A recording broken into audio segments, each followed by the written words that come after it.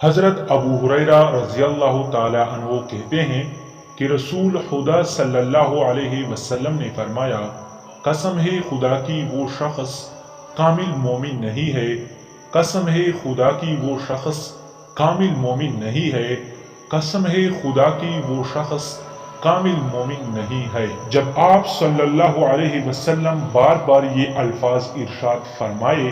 اور اس شخص کی وضاحت نہ کی تو صحابہ رضی اللہ تعالی عنہ نے پوچھا، یا رسول اللہ صلی اللہ علیہ وسلم وہ کون شخص ہے؟ حضور صلی اللہ علیہ وسلم نے فرمایا،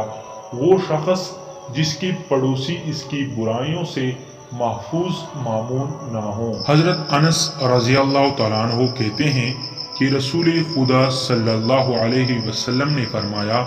جو شخص نہایت پریشان حال کی مدد کرتا ہے اللہ تعالیٰ اس کے لیے 73 بخششیں لکھ دیتا ہے، ان میں سے صرف ایک بخشش سے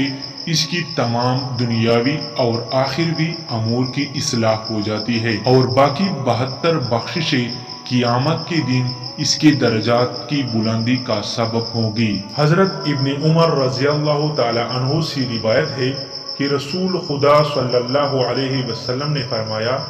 ایک مسلمان دوسرے مسلمان کا دینی بھائی ہے،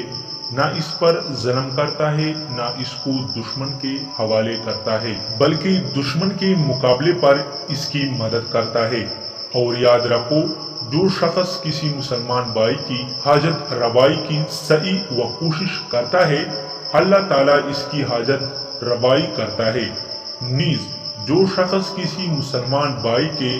غم اور تکلیف کو دور کرتا ہے